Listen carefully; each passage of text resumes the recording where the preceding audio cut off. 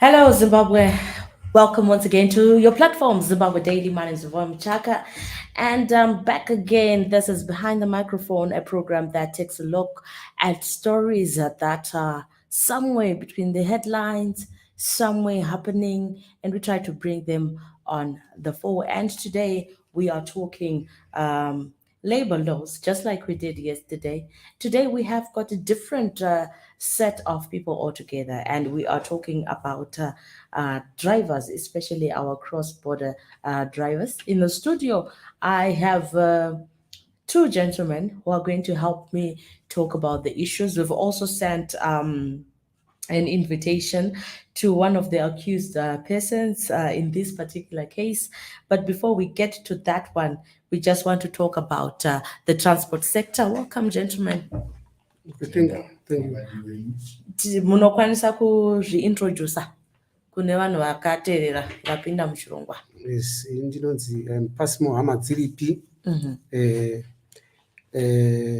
Zimbabwe Haulage Truck Drivers Union Information and Publicity Department. All right. Thank you very much. Mrs. Kennedy, and the Secretary General is Zimbabwe Truck Drivers Union. Where? Zimbabwe Truck Drivers Union. Okay. Yeah, union care for my driver and Excellent. Yes. Timboti taurire kuti zvakamira sei kuarea yemadriver emagonyeta. It all depends on the information in English. Area my drivers very tricky. Because inotozikanwa kazhinji nevanhu arimo mukati. Vanhu vazhinji vanongoiona iri life inenge iri nani nenyengoma yamuroti. Ndimuka muri kuenda kudiaspora muchitigira ka foreign currency. That's the problem in vanhu. Vanoona face value yacho yakangoita sezvinonzi zvinhu zvese zvakaita sei. Zvakarongeka. Zvakarongeka. Hazvine. But kana mapinda mukati munozoona kuti it's one of the most difficult industry to operate with. Titaurire madifficulty amunosangana nawo. Yeah, truck driver, initially truck driver agari pamba. Ndochichikutanga. Right. Asiyana nemusoja watinoziva kuti ari kuenda for 6 months. After 6 months wodzoka pamba ogara kana 2 months. Truck driver anotokwanisa kuti it's like one time ndakamboita calculation. Unoona kuti pa 365 and a quarter days. Yeah, akagara less than 28 hours pamba. That's the whole year. But munhu ukamutaurira anoti it's fake news. Yeah. But ngavanzwe na truck driver manje because who is a truck driver and inini I'm also a truck driver. You're also a truck driver. Even though ndakazoregedza ndakakwana. All right. But I was driving GDC Wilson for almost 10 years. Then ndakafanaenda kutarwisa ndokwenda kazoregedza ndiri. Saka you would find kuti experience in truck driving kupesanisa even in a family if you are not careful. Right. Yeah, the time ye tracking ingori pa loading and floating. They don't even mind in social life. This is why we wanna cook series. Communication and education management is very hard because what they look for in production. Ukangoda communicate anything chiri offline in production now. Okay. And the most difficult part in that industry, the qualification is driving. Those are the computer. Yes, chief qualification is license. Right. And the munongoziya kudara. Munaenza hawafoira zvese shamwari. And anodzidziswa chirori nasekuru. Right. Akanodzidziswa chirori kuya nasekuru pesera truck driver. At the end of the day munhu iye arikuda kutry kurizina nemunhu ane masters in business management. Saka munhu ane masters anomuona kunge arikutaura stupid somebody. Okay. Kuti at the end of the day anongoti iwe ndokukomanda chete wotera zvandiri. All right. Ita zvandiri kudai nini. Zvaari kuda zvacho. Ndauna chikoro. Zvaari Chikoro chineni. Yeah, zvaari kuda zvacho manje zvinenge zviri very very difficult. Okay. Like an example ndakupa yekuti after calculation yekutenderera the whole trip because like these guys is from Zimbabwe anditika. Wakaload and the other siwa ya Zimbabwe ndo mune main depot. Wobuda Zimbabwe kunzi kuenda ku Durban for floating. uchingobva muZimbabwe straight kuDurban. From Durban you coming back auchauyi nekuHarare, wakunzi nekuseri kunana Chinoi. Yes, Mvuma, Chinoi, Chirundu, back to DRC. Okay. You'd find kuti ukakalkulate time iyo paanozonosvika mudepot mota ichigadzirwa yechibhukwa the whole day, vachipedza kubva kutaura 6 o'clock mangwana makuseni mota taakuda kuti ite sei ibude, iwe uri kugara kumarondera from Harare. Just imagine kuti unosvika kumarondera nguwai wapedza kubhukwa na 5, ivo vaakuenda kudzimba muri kubuda nemota muri kuita sei murikuenda. Saka you'd find kuti at the end of the day even family yako chakukwanisa kutadza kuiziva. Right. Yeah, it's very difficult to be a truck driver, but people don't understand it is difficult. But it's very difficult. The entire life, Antonaka couch, not bed. That couch. You came hospital, you must come to the doctor. Dog bed can you have to be there for the rest. It's for the rest of my time. Right. 20 years, 13 years, I should drive a road. I should drive a road every day. I got a bed. Ndomune kitchen, ndomune dining, ndomune everything. Yes, ndomune everything. But the room gacho is almost 1 meter by 2 meters. Katopera. And you have to adjust to that. At the end of the day, remuneration 0000. Right. Toya kwamuri Secretary for Information and Publicity. Imi munofambisa mashoko mukati ma cross-border haulage truck drivers, let me put it that way. Tinoona takambotarisa news kunana South Africa kunomboita xenophobia, vanhu vachiataka ma-foreign drivers and stuff. Maybe mungangotitsanangurira matambudziko ari kusangana nemadrivers edu anobva kuno kuZimbabwe, especially kunzvimbo dzakaita sena South Africa. Tinazvo here izvozvo kuti madriver edu, vanhu vedu anobva muno muZimbabwe vakambosangana nematambudziko akaita seiwayo? Thank you. Ndizvozvo chaizvo madam. Tine economic crisis yemuZimbabwe iri kukonzera kuti some of our drivers vari kuenda kunana South Africa kunosika greener pastures, vanofungidzira kuti vanokwanisa kuraramisawo mhuri dzavo zvakanaka. Saka vanoenda ikoko vonopuwa mari inenge less iri pasi. Pamwe South Africa mutemo kunoti code 14 22,000 pamwedzi. Iye anoti you can opt kuti ndipei kana kuti 10,000. KuZimbabwe yakatowanda imari kana kuti 10,000 rand kana kuti 6,000 ndikadai ndotumira kumusha. Saka vanhu kuSouth Africa vai vanoenda in 10 votaura kuti inini maZimbabweans have got a problem ndeyekuti muri kuuya muchidzikisa mari, inoita sort of slavery, kuita kunge vanhu vai vari akanga maIsraelites anga ari muIjipita achishanda zvakaomarara asingapuwe mugove wakafanira.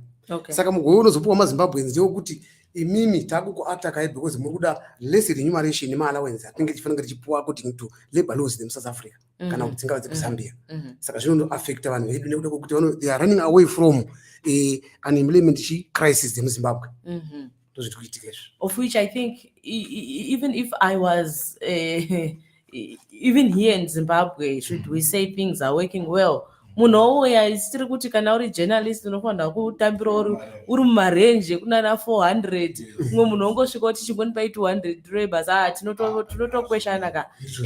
But in terms of kutoshanda kwacho, and we've seen mavideos akawanda, zvichinzi hatisi kutoda maforeigners munomu. Ndo nyaya dzacho dzekuti vari kuda mari shoma kudarika. It's because vanoda mari shoma vachisa effort yakawandisa.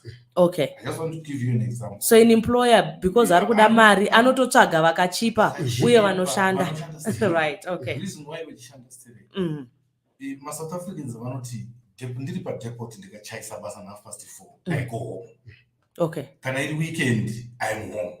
But muZimbabwe just because mari yerent haiwaniki, anobva uya kugara padepot ipapa pakambedha kendiri kutaura ikeke. Kekuti akabva kuloda anobva uya orara apa paripo padepot. Murungu akangonoka kuti shamwari mota iri kudiwa na 4:30 kuDurban, akutomudza mota akutoita sei. Akutoenda. But you can't knock South African over weekend uchimutaura kuti kune no come on money. This is the major challenge. Saka una South Africa vanoti muri kutora mari shoma muchipedza kuti basa racho. Right. You are always there. maZimbabwean ngatishandei chiziva kuti tinofanira kuisa mabreak. Yes. All right. Now there's an issue. I saw some videos earlier today. I think our technical team are just going to play some of the videos that we have seen. Really sad developments. Can you just give us a brief of what's happening in DRC? Yeah, I've been talking with the guy. Watch what is on the lead impact just recently. You'd find that I claim is it a claim? It's a claim. Tinema dangerous goods. Anotakuwa, for example, zvakafanana cobalt. Kuti even kana mukaenda paGoogle you see my effects of the cobalt ku health yemunhu. Right? Kuna na sulfuric acid. Kune ma mines anogadzirwa copper. Unosvika uchinzi mukuloda nhasi mimopinda mumine kugadzirwa copper moenda kwacho kunolodwa copper. Kunenge kune full nema acids ma fumes sulfuric acid. Iwewe kana usati walodwa you're forced otherwise to be there the whole night wakamirira 10 yako yekuti sei yekulodwa. Saka pa health chaiyo zviri hazardous. Okay. Zvekuti at the end of the day I think vanhu vaifungira kuti at least tinofanira kunge tine risk allowance. Okay. Yezvinhu zvatinoita sei zvatinotakura zvatinofamba nazvo. It's like fuel. Ukatarisa munhu akadriva petrol, you know kuti petrol inogadzira a field yefuel. Driver anodriva ari mufield yo yefuel yefire from Beira up to Congo. Pekungoti pakangoita moto chete sebomb yakagarira. But after that adaro hapana kana danger allowance yandase. No one. So drivers thought kuti aiwazvo mamainzi munthu unofanira kuge mani tichiwana allowance. Munoona there are things zvisingatariswe but zviri very very important. If you go to Congo today, there's no drinking water. Yes. There's no drinking water from the table. Water. Okay. Congo, yes, they use mineral water. Serious? Yes. But when I imagine the funny part of it, I go and load in Durban. And it ndinoziva kuti kuCongo hakuna drinking water. Kanda kutoda mvura ndokunotenga. But just because murungu wangu hagoni kundibhadhara. Iye kana achiuya, izvo zvakaita vana bere zvepaenda, vanenge vane macardbox emineral water. Because he knows kuti kuCongo hakuna mvura.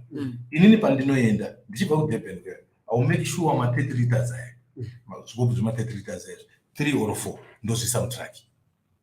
Ndoenda because kuCongo ukaenda kuri very tricky much. Sometimes a load charge can take 2 weeks kuti one load yekuloda. The next 2 weeks ugomirira mapapers kudispatch. You can spend 2 months.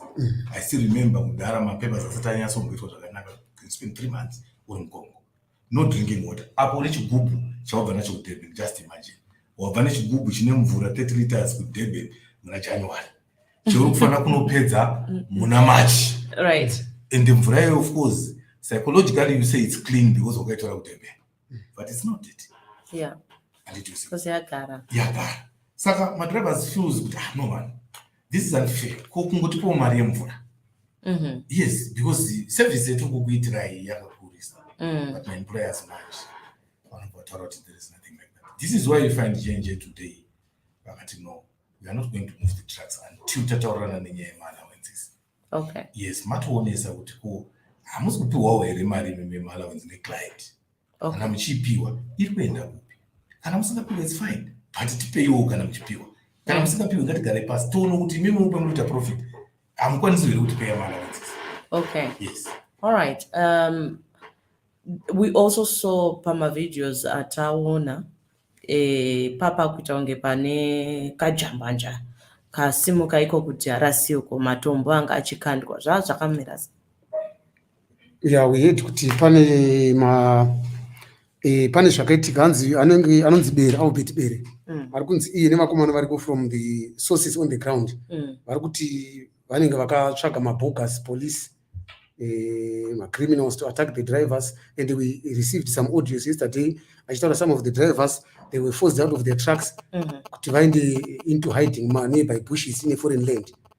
Saka we heard kuti zvaka engineer na iye ari kunzi Albert Bere ndozviri kutaurwa nevanhu sezvo zvamangonzwa maaudio ari kutaurwa kuti ndozvavakataura kuti no madrivers ese asiri kukomplya kana asiri kufambisa motikari vakutanga kusungwa nemapurisa, vakutanga kutemwa nematombo. Then criminals are taking advantage of attacking also these drivers. So by doing so, kana vakaforced out of their trucks, vachaluza matraveling particular sawa kufanana nemapassport. Kana vakanzibudai matrucks enyu vanokwanisa kuzobirwa zvinhu nevanhu veikokuya even pakufamba pacho kunogona kuzovanetsa kana vachinge vagara musango, because vamwe takatoona vachirasa mapoto echikafu akarasirwa panze, mumwe achiita mini hiding bush. Ndatotya kuenda panearest homestead kanga karipo because handiziva ndiani aripo. Saka zvakuita kunge fanike madriver akutotiitwa izi materrorist in terms of labor issues. We are very bitter in a situation I don't know kuti vanhu vanenge vachimbofunga sei, because you as the employer ndiye akataska driver kubva kuno kuZimbabwe kuenda kunoflota kuCongo. Hazvina basa kuti atadza kufunga ari kuCongo. Let's say atadza kufunga, but kana atadza kufunga ari kuCongo, does it mean kuti you have got to sacrifice him kuvaCongolese? Because mapurisa ekuCongo hapana pemunongotaura namukanzwisana. Language. First thing is language barrier. Yeah. Yes. The second thing, akangoudzwa kuti munhu ari wrong, kwaari ato wrong, you don't have to explain. And it is and Mr. Bere knows that it's not because he doesn't know the situation. He knows that to Congolese these are their behavior. But munhu osvika in extent yekuti you expose all your employees to gangsters, but you can deal with them the way you want. Right. I sent Mr. Bere a message, link, but unfortunately he doesn't seem to be picking up the calls. Neither is he responding to the messages. But we'll keep trying to call him and get him into the show so that we can. Mr. Bere, how are you? Hi. Yes, how are you, sir? I'm fine, thanks. How are you? I am fine. I sent you a message. My name is Yvonne Muchaka. I'm a journalist. I'm driving. I'm in the DRC at the moment. If you can please send the messages in writing or whatever questions you have, let me know which publication you are from. Whenever I have an opportunity, I will have a chat with you. Okay, so I have people here who are saying kuti muneva shandi vamusiri kubhadhara mavatumira mabogas. That's why Yvonne, that's why I've said I can't give you an interview at the moment. Please file your questions in writing. When I arrive where I'm going, because I'm on the road right now, I can't be talking to you and driving. I will respond to your questions as best as I can. No problem, Mr. Bere. I've sent you some of the questions on your WhatsApp, so I'm hoping we'll have a conversation after this. Okay, thanks, Yvonne. Awesome, excellent. So Mr. Bere is driving at the moment, so he's unable to actually speak with us. Maybe that explains why he was not responding to my WhatsApp messages. But all the same, I think it's really important kuti vanhu veZimbabwe understand some of the labor rights issues that we have, the challenges that employees are facing as they are executing their duties. And I'm going to allow the team to just play one of the videos panedza taona dzacho, so that also our viewers may take sight of what's going on in DRC.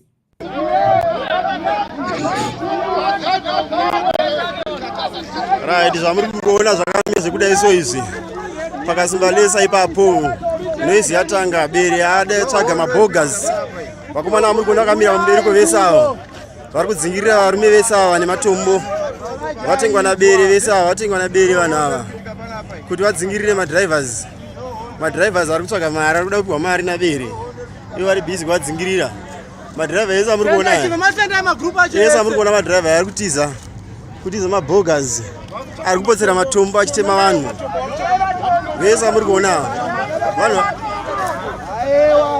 vatsvagwa naBere vese ava kuti vadzingirire vanhu nekuda kwekuti Bere asida kubuditsa mari, Bere asida kupa madriver mari, so atsvaga vakomana vese ava muri kuona kutanga kudzingirira vanhu.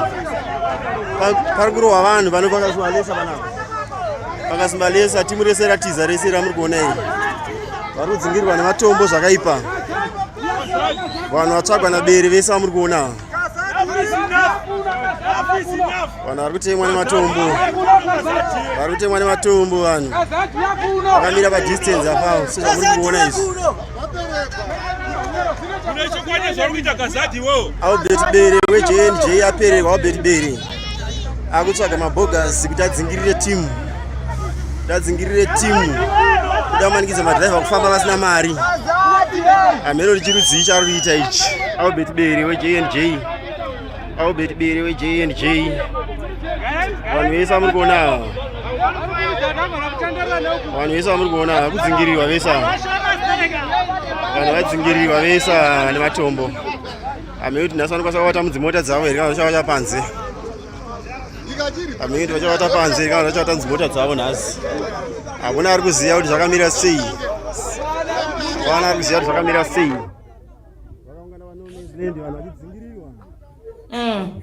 Right, so that's the situation.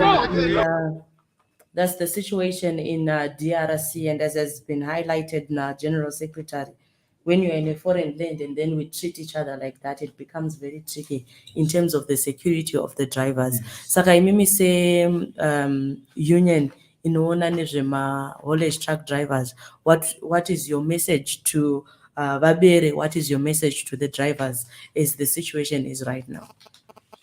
Nekuti vese vakukanda matombo manje. Yeah, seZimbabwe haulage truck drivers union is to believe in dialogue. There is a misconception you trade union nema employers. Right. They think could trade union my rivals and employers, which is not it. For example, you'd find a situation yazosvika kwekuti vanhu vanopedzisira because now it's wasted time. Mr. Bere is supposed to be in Harare, busy doing business. These boys vakaungana, they are supposed to be in mines, busy loading.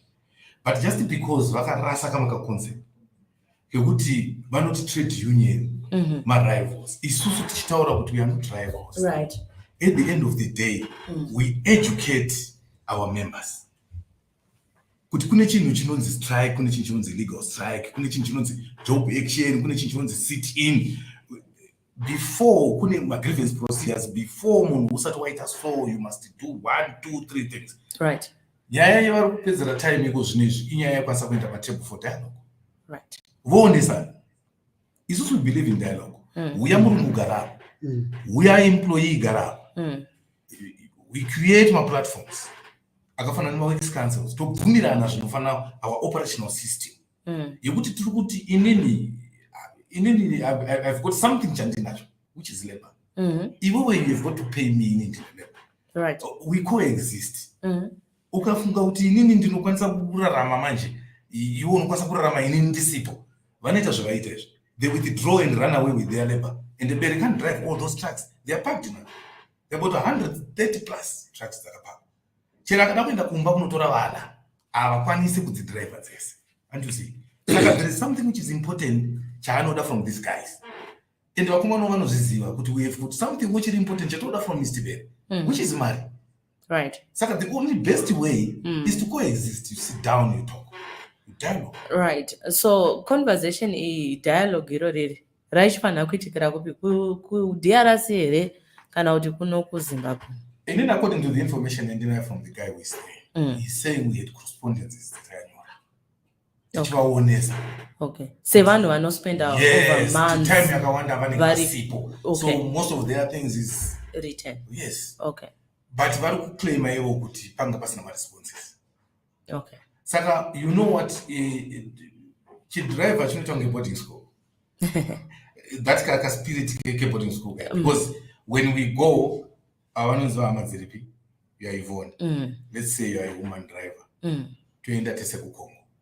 Tichidriver we are forced to get in convoy. Right. The relationship starts. Okay. Tasvika kuya uyane beans, uyane matemba, uyane mfushwa. Unoisha mari handine beans. Uya alright, nhasi ngatibike mfushwa wako. Right. It means poto yedu yawana. Okay. You have to sit. Saka relationship yedu ndase. You become a family. You become a family. Right. Izvozvo ndo zvinoita kuti nepfungwa dzedu pane zvinhu zvakafana neizvi. Mob psychology. Yes. Yes. You end up saying, una shamari, but una munhu zvikuita mukuru. But una zvikuita mukuru, takazonyora tsamba paya, zvinozoita at the end of the day, hai, nachadi kutsvaka pachanga timirei. Okay. yatotanga katimire. And did you see? This is the problem. But isusu as a union, tiri kuti dai vakagona kuti we are the only union in transport sector at the present moment which represent all these truck drivers. Yeah. And just because they don't know, even our managers that took to life drive, and they don't know it. You want to claim they know, but they don't know it. It's only known Nemunu are good driver truck. Mukaona ina mwana munhu andriva truck know kuti no life panapaita sei. Yes. Saka at the end of the day, it's talking at 280 gari pass. Keep up, we're trying to force. We're trying to force. We've communicated with the other thing. As a union, a platform, we are not set a platform whereby my unions in Zambia and my unions in Zimbabwe and my unions in Congo. Right. Okay. And I'm using that platform for communication. Isn't it Ramande, who is the president, the DRC, a union in DRC, so that he drives to Kasumalesa. He tries to not try and open a dialogue in any way, any means that can get. I see. Yes. Okay. Dialogue. We can easily talk to them. Sit down, then we dialogue. All right. Yes. So I'm sure Mr. Berry will also be able to come in and respond to these issues that you have said. We can't speak on his behalf, and we can't also say they have not been doing anything, because at kuti communication yavo ya papi in terms of their own internal processes. But I think we've been enlightened in terms of how my haulage truck drivers are surviving muma road tinongoona unge vanhu ane mari things are changing. Things are changing, yeah. Technology it is changing everything. Okay. Which I used to talk direct in the company. Okay. And you say, Mr. Mas says, I bought a new truck, my friend. From here to Durban, please keep it safe, no accident, no what. I paid my shoot.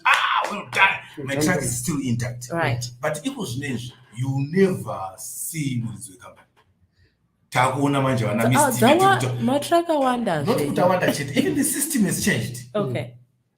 They've tried by all means to put on pakati. My employers and what is which company. Okay. So my employees and what is my company. So at the end of the day, driver benefit which is benefits the sure. You go there to benefits. But was so strict at that time.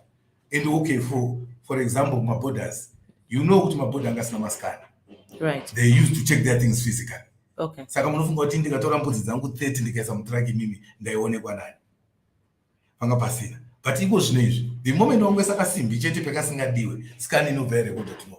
Ana chimwe chinhu vakutoti uyationa. Meaning kuti handisina even an extra cent. This is why you find the guys now are saying, hey, bring money. Okay, all right. Nekuti zveta ichimboita zvezvo zvacheta sei. Payaidyira mbudzi iya pashina.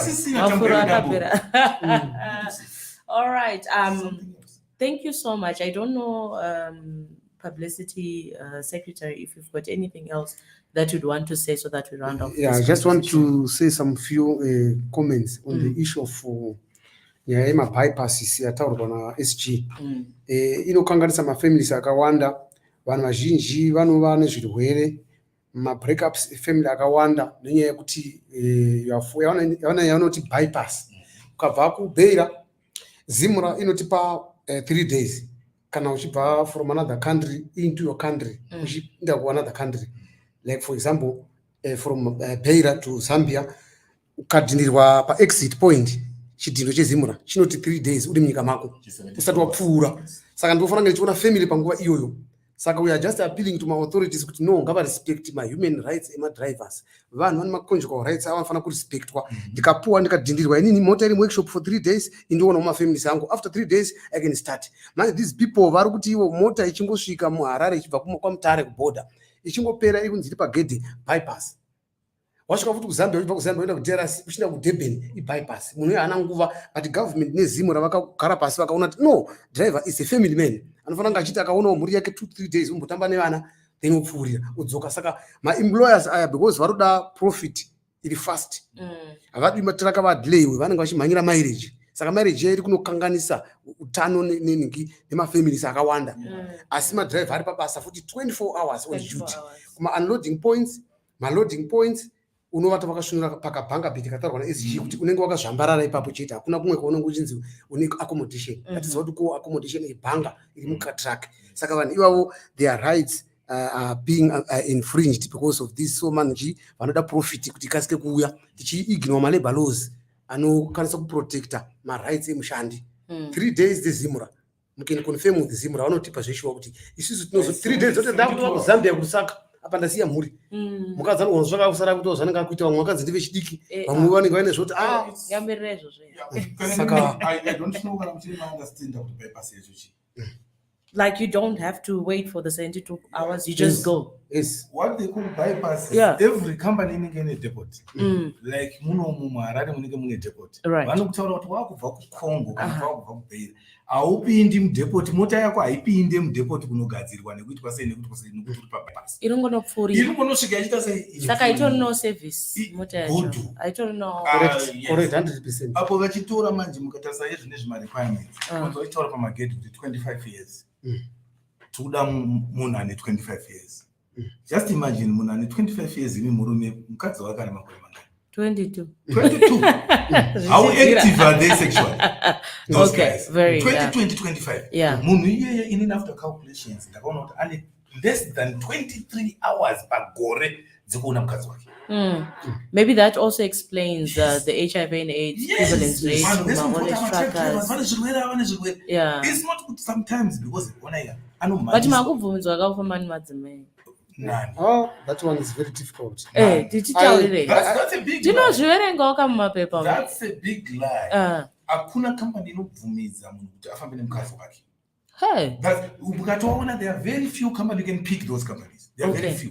All right. Yes. Mazhinji they vamwe vaitopa tsamba anditi nemukadzi but vakatosvika futi pekuti aiwa muri kuuya nemagirlfriends hamusi kuuya nevakadzi vopedzisira varegedza that system. Okay. Anditi you see. Okay. Saka at the end of the day nokuti pendinoona time kaini kubhoda ndakamirira mapepa angu ka 3 days ndakamirira mapepa. Saka chamirira mapepa ndobva ndatongororawo ipapo futi. Okay. For 3 days zacho izvozvo mapepa angu auya ndotini. Saka you find family kuchirundu, family kuBite Bridge. It is not because my drivers they are willing to do that, but they are forced because of the situation. The current situation that is very unconducive. No affect munhu kuti apinde aite indulge into that sexual activity illegal. Ane mhuri. Vamwe vanenge vari maChristians, vamwe vanozonzi vakakanda mabhaibheri muna Limpopo. Vakarasa bhaibheri muna Limpopo. Zvadhakwa izvi. Atopanduka munhu. We are ignoring labor laws. Dziri kunzi no munhu ngaaite 3 days 72 hours. Mota izo bypass aenda. But ivo vari kuignore my employers vachiti toda kuti production iti ndikuda kuti marriage yangu ifambe. Kana usingadi drop off my truck, I can find another driver. Vamwe vanototaura kuti if I throw a stone outside the yard, I can hit a driver. So my friend, if you are tight, get it down, leave my truck and go home. Hey, it's like English news. There's just is rumor, but I don't want to depend on rumors. But information in Rwanda, I need from the guys. Yes, yangu gara ilkungoya through media, social media. They are saying what dispatches some new drivers to go and take over the trucks. And you see, it's because Varukuti, you are a useless somebody. I can easily replace you. Never got my doctors, even if I'm my doctors, they could not replace them. They are saying, but in any manner, I'm saying, we can turn this profession into a profession in problem ndekuti my employers. Asana anenge ane ma contract kana kuti kungoti pinda rori chovha toni. Some of the that's admin, that's my section. Some of the employers iko zvinezvo vachiri kuita chimusiyamwa chekumapurasi. Okay. Chekuti shamwari uchitongosvika bhegi rako remota yakatoloda kudiwa kuti manya kuti unofloda munhu oshanda wana ana payslip. Secondly ana contract. Munhu iye akaita labor issue tikunetseka napo. Right. Auya reporter labor issue nemurungu umbunza shamwari tione contract yako haana mbonzeinisa. Ko urutambira hayi mari yako asi kundipa tione payslip ndina payslip. You don't even have a history of your finances dzeurutambira. Right. You don't even have it. Yeah. Because you have one professional like wana J&J, big companies. Right. Right, vanokusenza macontract sure. But tarisai kunonobva manje tricky manje. Ndeyekuti they control the NEC transport. Whereby even contract it becomes useless. Reason why? Kudata is there 3 months munhu anenge ari paproportion. apedza promotion wakutonzi ndiri kukuda. Imimi chimbofungai munhu ane 2 years 7 months ari under contract. Meaning kuti J&J at any time anoziva kuti wakusvika 2 years 7 months, 1 2 years, bhutsu ndokureplace nomwe munhu. And there are no benefits because no you're on benefits contract because anyway. Contract. Okay. Unoisvika rini permanent une 2 years 7 months. But izvozvo zvinobva kupi? Zvinobva kuNEC kwavanonogara manje. Isusu now takaregister 2017. 2017. Yes, September 2017. And for your own information, from September 2017, the first thing was to write to NEC, teacher affiliation, because no get no bargain, who cancel no bargain. To garao, to vataura, zvandiri kutaura izvi, tovaudza kuti ano gentleman chitipe mari kuti patiwedzere ndichara tomutenga mvura. Agamuchirwere affiliation. Up to day rinonzi today, and you see, right. From 2017, nyora ichi, uyai neichi, wauya nebhutsu hadzina dzebhuruu, wauya nedzebhuruu hadzina tambo. Up to today. Okay. They're always changing goalposts. Reason is one of this big guy who directs the TOA. He's the chairman. He's the chairman of the Transport Operators Association. And he's very influential to the whole system. This is why you find somebody have cards, they will not know. Because he's very influential. Not knowing manje kuti kana une influence, does it mean that you want to put yourself? Okay. Their lives at stake, right? Aiwa tinotenda nekuya kwamaita kuzotitsanangurira zviri kuitika muhaulage truck industry. Tinovimba kuti at the end of the day you'll be able to come up with amicable solutions to this whole thing. Vari kumasango vakwanise kudzoka kumba kana pachizotauriranwa vanhu vataurirana vari vese vari pasolid ground. Tinotenda. And thank you, Zimbabwe, for tuning in. This was Behind the Microphone, a program where we are looking at social justice issues takatarisana nevashandi in the different sectors. And we are talking haulage truck industry right now, and we continue to watch what's happening in the DRC concerning the workers of J&J, and also to hear from Mr. Bere what exactly is going on. Kwanzi kutori ne dispatch yaitwa yema driver 60 aenda uno replace ari ikoko, but at the end of the day the issues need to be resolved right at the roots level so that we are able to move forward and not have a repeat of this. It has been a pleasure having you online, and thank you so much for tuning in, and thank you for being a part of this conversation. This is Zimbabwe Daily, your everyday platform where we bring it to you always fast, fresh, and first right here on Zimbabwe Daily. Have yourselves a wonderful rest of day. Tobatana mangwana.